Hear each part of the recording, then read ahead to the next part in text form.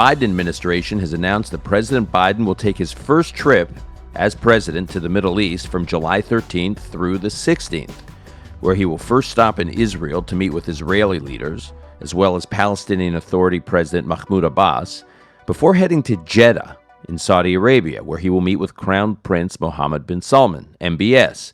Why does this trip matter?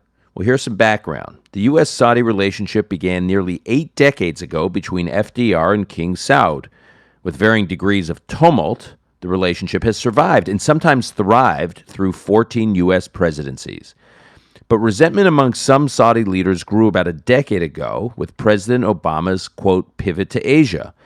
Many in the kingdom, and elsewhere throughout the Sunni Gulf and across the Middle East, voiced concern that the U.S. now had higher priorities in geopolitics than security and stability in the Middle East. And this was well after the Arab Spring, which was also unnerving for a number of incumbent Sunni leaders in the region. Then, leaders in capitals ranging from Riyadh to Jerusalem became alarmed by the Obama administration's pursuit of a nuclear deal with Iran, which was finalized in 2015, the JCPOA. There was a general sense in the Middle East that the U.S., through Democratic and Republican administrations, was downgrading its focus, its engagement, and its presence in the Middle East. But according to some astute observers of Saudi Arabia, the serious damage was when President Biden labeled Saudi Arabia a, quote, pariah state, as well as when it removed Patriot missiles that shield Saudi oil installations from attacks by Iran-backed proxies, and worked aggressively to rekindle the Iran nuclear deal. By the way, the administration has since redeployed Patriot missiles to protect those Saudi oil assets. Also in the first year of his administration, President Biden refused even to speak with Crown Prince Mohammed bin Salman. Also in 2021, President Biden publicly released the CIA's conclusion that the Crown Prince had ordered the brutal murder of journalist Jamal Khashoggi in 2018. But when Russian oil abruptly vanished from global markets in March, following Putin's war against Ukraine, the U.S. president tried to engage Riyadh. MBS refused his call. All this has been against the backdrop of China's strengthening relations with Saudi Arabia. Xi Jinping visited the kingdom in 2016, and China is now Saudi Arabia's largest trading partner. The Chinese government welcomed MBS to Beijing back in 2019. So what's going on with this trip to Saudi Arabia? Well, I had a conversation with Ambassador Ron Dermer about it, about Saudi Arabia, President Biden's upcoming trip, and the future of Israeli-Saudi relations. Will the kingdom join the Abraham Accords? Seems like it's a pretty ripe opportunity for the Biden administration. Ron has shared with me in the past his idea for how President Biden could win the Nobel Peace Prize by engineering a durable normalization and peace agreement between Riyadh and Jerusalem. Understand that Saudi Arabia is the most important country in the Arab Middle East. If they join the Abraham Accords, it takes Israeli-Arab normalization to a whole other level. Now, just to refresh, Ambassador Dermer, who's been on this podcast before, served as Israel's chief envoy to the United States from 2013 to 2021, working with 3 U.S. administrations. During that time, he was widely regarded as one of the most consequential ambassadors from any country.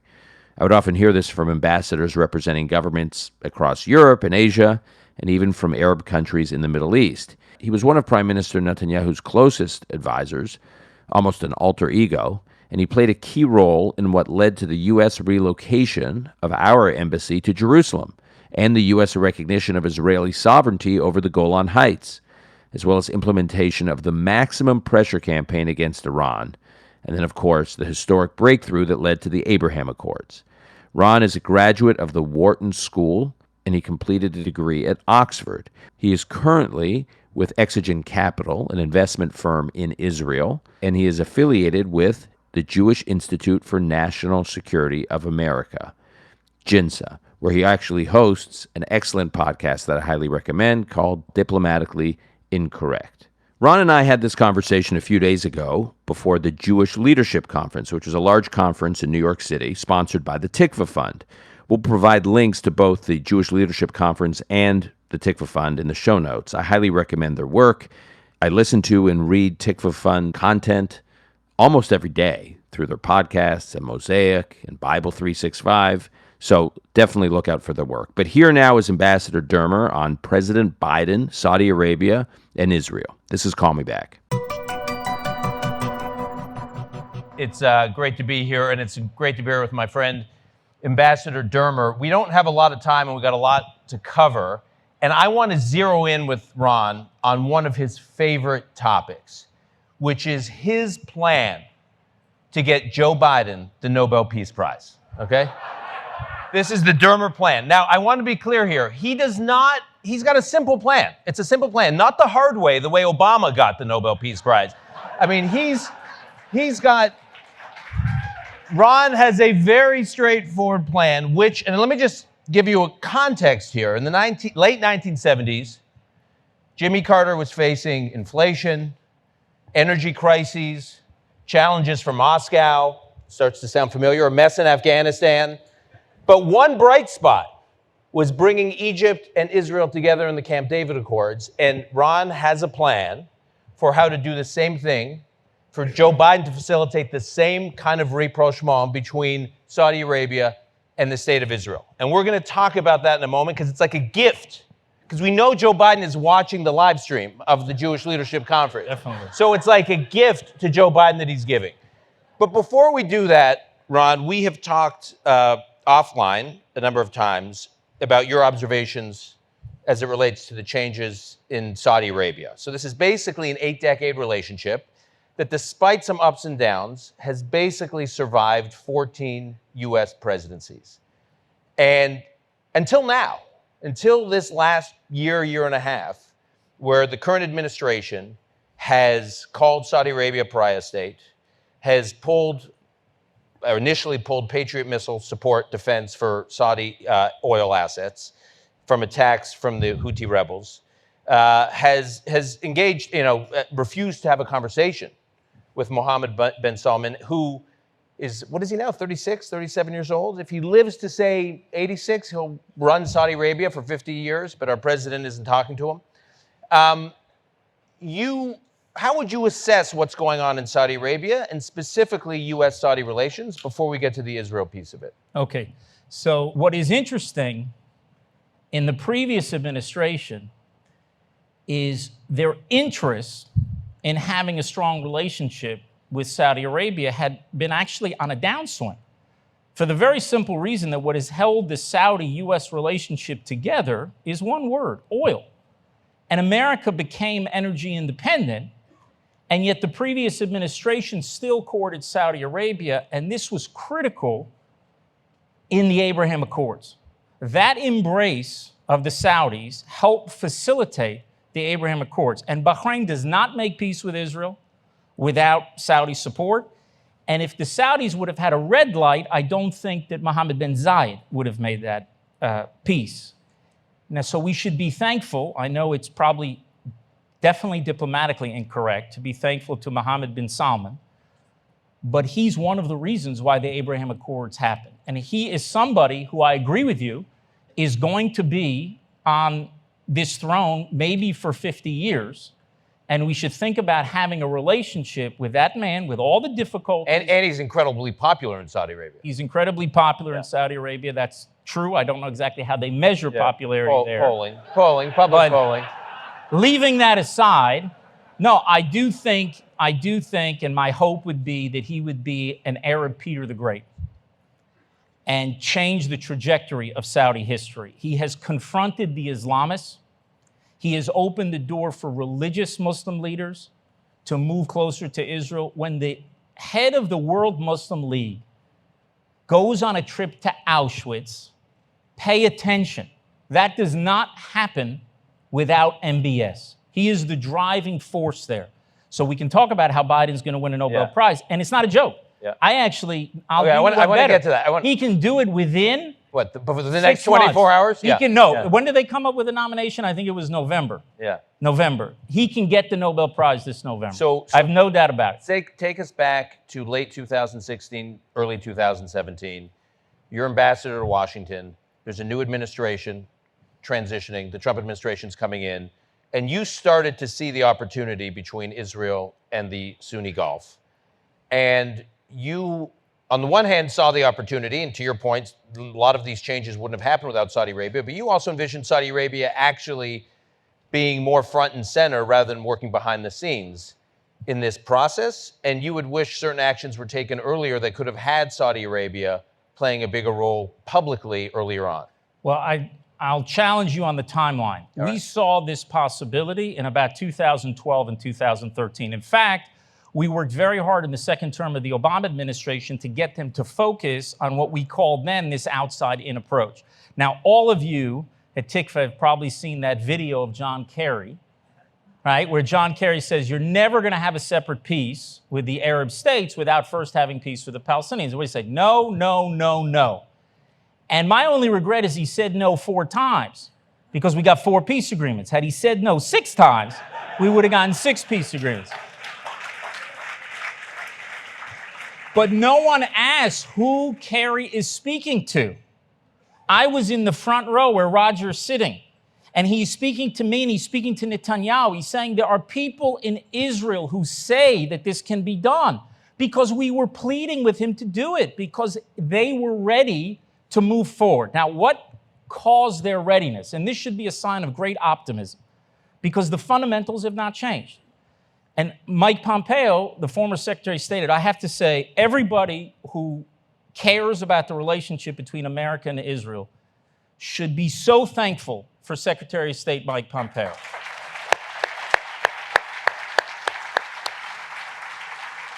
Ultimately, the President of the United States gets credit for the decisions. The buck always stops there.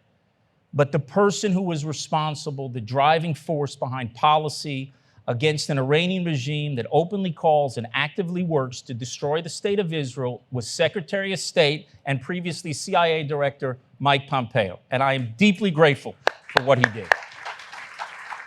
Now, he mentioned some of those things. First thing was, you had the Arab Spring. So now all of a sudden things are rocky, right? They don't feel as stable. Everybody thought nothing changes in the Middle East.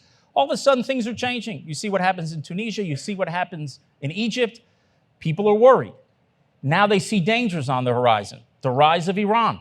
And the only silver lining to the dark cloud that was the nuclear deal with Iran was the fact that it brought Israel and the Arab states closer together. They also see the dangers of Sunni radicalism. Iran is a Shia radical power. They see Sunni radicalism. Al-Qaeda was 1.0. ISIS is 2.0. And they're worried about that, those Gulf countries, including Saudi Arabia. And the third factor, which is very important to understand, America was withdrawing from the Middle East. They were reducing their military footprint. Whether they pivoted to China or not is another question. They were reducing their commitment and certainly military footprint in the Middle East. So if you are the leaders in the Gulf, and you see this Iranian tiger whose claws are getting sharper and the fangs are getting longer, and you see this ISIS leopard or whatever is going to come next, and all of a sudden the 800-pound American gorilla just left the building, so what do you say? Well, hey, there's a 200-pound gorilla with a kippah on. Let's work with them. The other factor is the rise of Israeli technology. We are in Israel a global technological power. It's hard for people, for Jews, frankly, to believe. I mean, you wrote a book about it, but we are a global technological power in many fields. Agriculture, water, cyber. Israel accounts for, is 1/10 of 1% of the globe's population, and we're attracting 20% of global private investment in cybersecurity. Autonomous vehicles. There are 400 car companies in the state of Israel. You know which city in America has the highest growth of Israelis there? It's Detroit. Now, we don't make cars in Israel, but we make everything that goes under the hood. And some of you have that in your cars. In AI, which is the future, the great powers that are emerging, Russia, China, U.S., Israel. Now, last time I checked, Russia's not an ally of the United States. China, not an ally of the United States. Israel is an ally.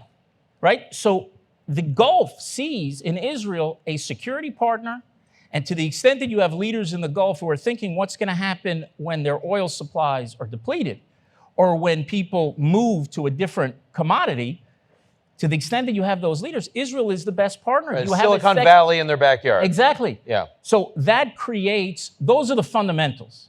That's the opening. Now the question is, will you have a U.S. administration and a policy that will facilitate a rapprochement or that will undermine it?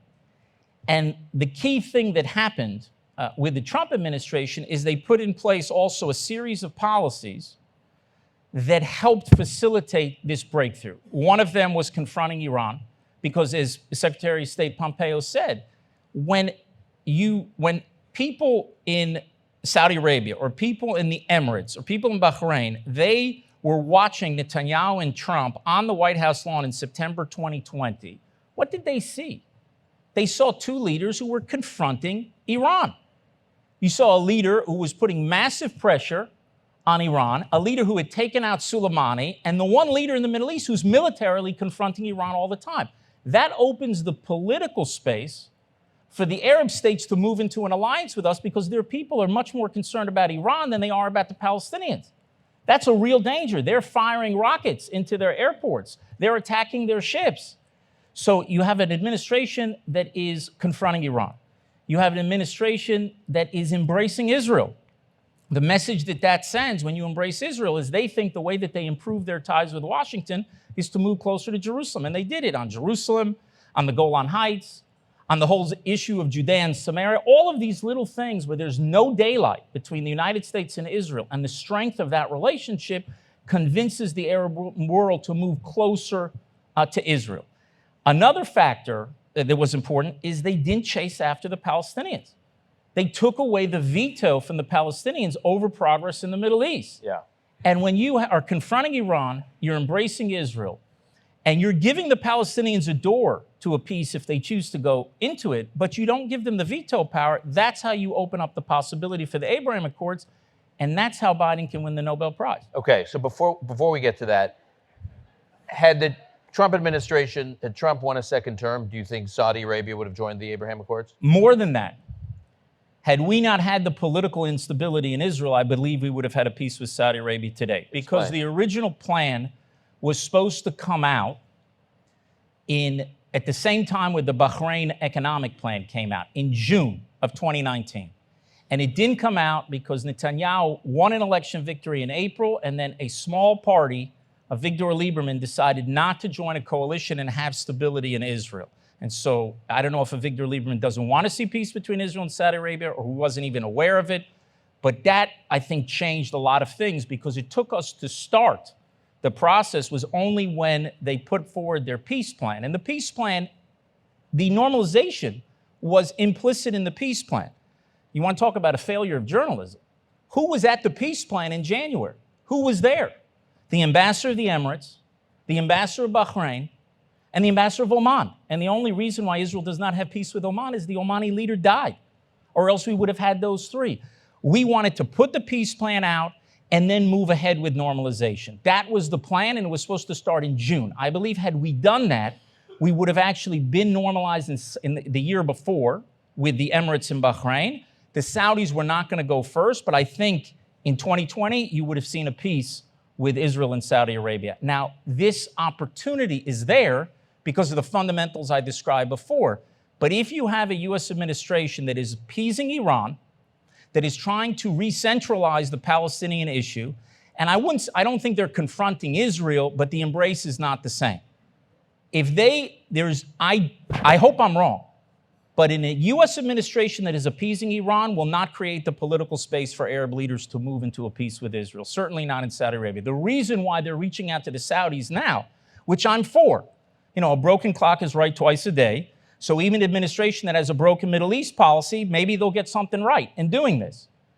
I'm for them doing the outreach. But the reason why they're doing the outreach is they want Saudi oil because of the failure of the energy policy here in the United States. What they should be thinking in the administration, they should be thinking about peace. Okay. About getting a historic peace between Israel and Saudi Arabia. The reason why that's important is that is the end of the Arab-Israeli conflict. And we are at the cusp, and it can happen. Now, I think the window is going to be open for a long time. It may be another 10 years, 15 years, but I don't know if it's going to be open forever. Now, to end the Israeli-Arab conflict doesn't mean ending the Israeli-Palestinian conflict or the conflict between Israel and Iran. But once the Saudis are at peace with us, we're on the other side of the mountain. Okay. We're very close, we can get there, and I know they won't give the peace prize to Trump or Netanyahu, but they will definitely give it to Biden. Okay, so now, Joe Biden calls you tomorrow in the event that he's missing the live stream today. Joe Biden calls you tomorrow and says, Ambassador Dermer, what's the plan? I've caved. I went through this 15-month cold shoulder to the Saudis. I'm now folding on that. I'm actually going to figure out a way to travel to Riyadh. So what do I do? Here's what he does. He goes into a room with MBS, and he says to MBS, here's how we're going to resolve the whole issue of Khashoggi, okay? And we have to put that issue behind us. As difficult as that attack was, we have to put it behind us. Here's how we're going to resolve this. Here's how we're going to resolve the Yemen issue. I am going to change, and this is what is required of Biden. I'm going to change my Iran policy 180 degrees. And I'm going to confront this regime. I'm going to use economic pressure. I'm going to use a credible military threat, which is critical for anything. And I'm going to reach out publicly to the people of Iran who are suffering under this regime. I'm going to do a complete 180. But I don't want to go back to the American people and tell them that I started a new war in the Middle East. I want to come back to the American people and say I created peace in the Middle East, and I need you to stand with me. If you stand with me, together we'll confront Iran with the Israelis. That's how he gets a peace. So the administration has finally nominated an ambassador to Riyadh, who served, I think, in Israel while you were ambassador to Michael Ratney, wasn't he there while you were ambassador? He was consul general okay. a while before. So they got rid of that consulate, and after about 70 years of us putting our embassy in your capital, you gave some reciprocity to Israel, finally. So do you think there are any signs that the administration, assuming the Iran negotiations continue to kind of go nowhere and fall apart, is there, out of the ashes of that, is there a world in which the administration does something comparable to what you're... I don't think so. And I say that, I put a big capital U, unfortunately, in front of it. I don't think so, because this administration's policy towards Iran is not to prevent a nuclear Iran, it's to contain a nuclear Iran. And they believe that if they're only faced with two choices, and this is how you know the difference between prevention and containment. Containment says they're going to have it, maybe we delay it for a few years, but ultimately they have it, they have the knowledge, they have the know-how to ultimately get a weapon, and there's nothing we can do to actually prevent it. The difference between containment and prevention is if you only have two options. Option one is a military confrontation with Iran to destroy their military nuclear capability, or to just do a deal, right? Or you're going to accept, I should say, you're going to accept the nuclear armed Iran, but maybe you'll delay it for 3 years, 5 years, 7 years. So military confrontation or accept a nuclear armed Iran with a small delay. This administration will choose the small delay. And the logic, just understand, the logic is if we attack them, it will set them back 2, maybe 3 years, and then they'll just go and reconstitute the program, which I disagree with. When Begin made the decision in Osirak to bomb the nuclear reactor at Osirak, our military intel people were saying it's going to set them back 2 years. So now we're 40 years and counting. But the Biden administration has no credible military threat against Iran because they think that it is not a better alternative than doing this disastrous deal. That's why I don't have confidence. Now, if somehow they change their opinion about that, then I believe any president, Democrat or Republican, who confronts Iran, embraces Israel, and doesn't put the Palestinian issue front and center, which makes it harder for these Arab countries to move towards us, any president can do it and can get that peace. But they have to understand what worked then and what will work now. How do you respond to analysts and even some leaders and retired leaders within the Israeli security apparatus, who the Biden administration cites all the time, who say that the JCPOA had actually contained Iran on its nuclear program and that it had worked? No, they didn't say that it worked. They think it's a better alternative. They're wrong. That's what I say. They were wrong about Oslo. They were wrong about the disengagement, and they're wrong about this nuclear deal with Iran. Disengagement from Gaza. The disengagement from Gaza, that a lot of the military said this is going to strategically improve Israel's situation, and it didn't. So the fact that, look, I have great respect for our military, And if somebody asks me, conquer Gaza, then I'll say, bring me a general, because they know how to do that. I don't know how to do that. But just because you see intelligence for 6 months doesn't make you into a Kissinger or to a Pompeo. To understand the geopolitics of this and to understand how we can prevent Iran from developing nuclear weapons, I think that they're dead serious about trying to destroy Israel. And what they're essentially trying to do is ring Israel with conventional weapons. So by the time you do a deal and all of those sunset clauses of the deal are removed in a few years, then all these people that were begging us to do the deal will say, we can't go after Iran militarily because it will mean the destruction of Israel through conventional arms. The deal is a disaster. It is a second Munich. And that's why I said the proudest day I had as ambassador is when Prime Minister Netanyahu stood at Congress and spoke against that deal. America should not go back in the deal. And one other thing I'll tell you, Iran is incredibly weak. The people of Iran hate their regime. They are protesting all around the country. No one is paying attention. And here I have to say, even the previous administration, they didn't have that leg of their policy. Understand what happened. Here's the 3 legs that you need for an Iran policy. I said, credible military threat, most important, economic pressure, and Pompeo spoke about them having $4 billion in foreign currency reserves and also denying them the ability to sell the oil. They took them from about 2.8 million barrels a day to 300,000 barrels a day. Credible military threat, economic pressure. The 3rd leg, the people of Iran. That's how the Cold War was run, because you had a Natan Sharansky, your first winner of your Herzl Prize, and you had a Reagan that had a confrontational policy, but was reaching out beyond the government to the people. Trump, it took really 2.5 years to have economic pressure because he didn't leave the deal for 1.5 years and he didn't get rid of the oil waivers for another year. So May 2019 is the day where real economic pressure on Iran begins. He did not have a credible military threat until he took out Soleimani. That was January 2nd, 2020. For 3 years, the Iranians did not believe there was a credible threat. Remember, after he did that, they were so cautious, they didn't move forward in their nuclear program 1 inch for 10 months. After Biden got elected, they moved forward. Before Trump took out Soleimani, they moved forward. But we know that Iran fears potential military action. So the 2 pillars were in place only at the beginning of 2020. But the 3rd pillar, the Iranian people, that's the key. You got to reach out to them. And this is an administration that talks all the time about human rights. Talk about human rights in Iran. I know there are protesters. Wait, there's protesters. There's going to be a governor. First of all, there's like 8 protesters. Whatever. Let's not overstate it. This is like, it's sort of pathetic. This group, I pull up, I was expecting, Well, people made a lot of fuss about this conference because the governor, Governor DeSantis from my home state of Florida, and I think he's a Dolphins fan as well. So he may have some words. He's not from South Florida. You can't say DeSantis equals those. We got to accept everybody. I bet he's more of a I bet he's a Buccaneers fan, but go ahead. All right. You have these protesters because of the position of a governor had on whether or not you should teach transgenderism to 8-year-olds. Iran is a regime that hangs gays from cranes. From cranes.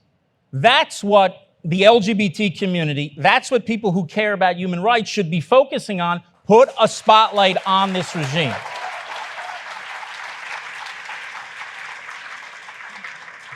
Two final questions. Knowing what you know today about where we are with Iran, rewinding the tape 8, 10 years ago, 12 years ago, would you have advised an Israeli prime minister to take military action against Iran's nuclear program? Conventional military action. So here's the secret. The prime minister of Israel is not the commander-in-chief. And when you say that somebody's a commander-in-chief, it doesn't mean that they play that song when he comes out. It means that a president in the United States who orders a military action through the chain of command, unless it is a patently illegal order, that action is carried out. When Trump made the decision, which was in addition to the decision to withdraw from the nuclear deal, remember his national security advisor was against, his secretary of defense was against, and his secretary of state at that time, Mr. Tillerson, was against. The only person in that administration, senior person who was for it, was the person who was on this stage, Mr. Pompeo. All of them were against. But President Trump made the decision. It's like that story about Lincoln where he goes around the room and he says, nay, nay, nay, nay, nay, and he says, the ayes have it. Right. You know, Lincoln. That's how it works in America. It does not work that way in Israel. If an Israeli prime minister tomorrow wants to do an operation, that operation has to go through the Israeli security cabinet. And when you have intel officials and when you have people in the military who are seeking to undermine your operation, a lot of times because they think that the American president will do it. There were people who thought in 2009 and 2010, you know, I listened to President Obama, and President Obama, I'm confident that he's going to do this. He's going to take this action. Or they think in 10 years, I'll tell you a story. It's a true story with a very senior military official. I won't say who it is because it will detract from the story itself. He spoke to me at the end of 2016, after Trump got elected, but before he got into office. And he asked to speak to me. And he said to me, he thinks it's a mistake for Trump to withdraw from the deal. And I said, why? He says, well, because we'll have a few years to deal with this nuclear problem, and we should focus on pushing back regionally. And what I said to him is, it doesn't work that way in politics. There's either good guys or there's bad guys, right? What the Obama administration had done is they took an Iranian regime that has a black hat on its head, put a gray hat on its way to white. If we hope that a U.S. administration is going to confront Iran across the board, we got to get them out of that deal. Because the deal was holding the world hostage in actually confronting Iran. But then I asked him a question. I said, what do you think is going to happen in 10 years when all of these, the sunset clauses kick in and all these restrictions are automatically removed? And he's a very, very senior military leader. And you know what he told me? He said, the world won't let that happen. Now, you either laugh or you understand. Like, we're from a generation that those words mean nothing to us. The world will let it happen. They let it happen in North Korea. They let it happen in Pakistan, and they will let it happen in Iran. And this is a regime that is trying to destroy the state of Israel. And so, and not just Israel, our Arab neighbors, and also are developing ICBM rockets and missiles, not for Israel. Last time I looked at a map, Israel was on the same continent as Iran. So those intercontinental ballistic missiles, they're for you. They're for Europe. And so you have to stand up to that to have any chance, I think, to have a smart policy. If Netanyahu were commander-in-chief of the Israeli armed forces, we will not be having this conversation today. We got just about a minute or so left. You've lived and breathed the U.S.-Israel relationship as a private citizen, as a public official. You, as John said, you were the most consequential Israeli ambassador to Washington, and had a front row seat, and were the architect of some pretty important developments over the course of a long period of time. Are you hopeful about the U.S.-Israel relationship? Very hopeful. Tell me why. And I'll explain why. I don't know if I can do it in 30, we can go, where's 31 John? Can we go a minute I'm over? going over time. By the way, Roger is saying he nods yes, so I don't care what John says, you know. Yeah, Eric just said Roger's no longer chairman. So, Elliot says go for it. There you go. That is the true passing of the torch. I'm a little worried. This is the first Jewish event I've been in 25 years that's on time. Yeah. That's what I'm worried about. All right. But I'll tell you why. I am extremely optimistic. In fact, I believe that Israel will be the most important ally of the United States in the 21st century, which is a big statement to make from somebody who had the privilege of serving as an ambassador of a country the size of New Jersey with all of 8 million, now we're over 9 million people. Why? Two reasons, security and technology. I'm going to make Dan Senor president of the United States. I think that's an upgrade, right? Yeah, a little bit. And I'm going to tell you, you can only choose one ally around the world for the next 50 years. One ally. And now when you think about insecurity, think about a military that can defend itself by itself, so you don't have to send American sons and daughters to defend other countries. Think about a country with an intel capability that can give you critical information to keep Americans safe and other allies safe. Think about a country with a cyber capability, because that's a completely new form of warfare, and so you need a good partner there. And think about a country with weapons-making capability. Now, it's not Australia, great ally of the United States. It's not France. It's not Germany. It's not Canada. No, you're down to two. Yeah, but UK and Israel. UK does have capabilities, particularly in cyber, and their intel is very good. Those James Bond movies, there's some truth to there. They're good at intel. They're good at cyber. The state of their military? Israel's standing army is bigger than Great Britain's. People don't know that. But you're really down to two. There's a conversation about Israel and Great Britain. Now add technology. Secretary of State Pompeo spoke here about China being the one threat, really, that can change America's position in the world. Which country are you going to choose to be your partner to make sure that America remains the preeminent technological force in the world for the next half century? No offense to British people who are here, but they're not in the same zip code as Israel when it comes to technology. So from a pure view of American interests, Israel is the most important ally for the United States. This is a new story, and it was buried under disagreements with Obama and under agreements with Trump. But the major change that has happened in the relationship between the United States and Israel is we matter to America. America always mattered to Israel, right? And Israel always mattered for Jews. But now we matter for America's national security and American national prosperity, and you're going to see us matter more and more. The old argument against Israel for 60 years or so was all about it undermines U.S. interests to back Israel. That was the argument. And remember when Walt Mersheimer wrote that book in 2007, people thought this was going to be a new wave against Israel with this argument that you have the nefarious lobby that is working to divert America from what its interests were. That was actually the last shot in the old war, because that argument was based on two things, Arabs and oil, which is really one thing. And that's changed, because America now has become much more, I hope they continue to be energy independent, and the Arabs have moved over to Israel. So I don't know if people have noticed, the entire argument against Israel has shifted. It is no longer an argument about interests. It is now an argument about values. Israel's an apartheid state, a genocidal force, the dumbest genocidal force in history, I should say. All of these attacks are attacks on values.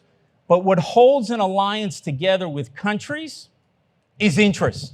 You started with Saudi Arabia. It wasn't Saudi values. Now, Israel, if it were values that were governing the world, we would be the world superpower. I have no doubt about that. And I relish that debate to go after those people who accuse Israel of apartheid. You know, we're the only country in the history of the world to take blacks out of Africa to freedom. Tell that to your kids. Tell that to your grandkids. All the attacks against Israel, all these wild allegations, what it is just a new anti-Semitism, and we know it. We should just be able to articulate it and make sure that our kids and our grandkids can articulate it. But that's a different argument. Right now, America's interests and Israel's interests are pulling us closer and closer together. And what we have to do is have that values debate on the college campuses and elsewhere. But the trajectory of U.S.-Israel relations is taking off. There's one threat to it, and I'll end with this. And I gave a speech about this 7 years ago already. The one threat to it is that because what holds us together, America and Israel, are not just values and interests. Mm-hmm. It is a common sense of destiny. You know, America has many allies, but the intensity of affection for Israel is different. Why? Because we are not just countries, we are causes. America is a cause. Israel is a cause. Holland is not a cause. It's a democracy, but it's not a cause. And the danger that I see to the U.S.-Israel alliance is if people in either country no longer believe that they're a cause. They no longer believe in American exceptionalism, or they no longer believe in Israeli exceptionalism. And there's a big difference now. The forces of Israeli exceptionalism are on the march.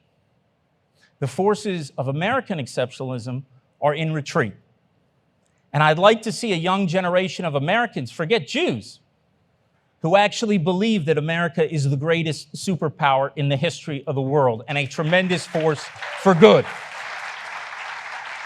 If you hold that line on American exceptionalism, don't worry about us in Israel, because we're moving ahead. If you hold the line here, then I think our best days are yet to come.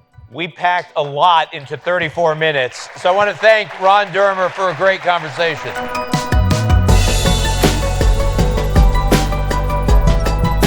That's our show for today. To follow the work of Ambassador Ron Dermer, you can track him down on Twitter.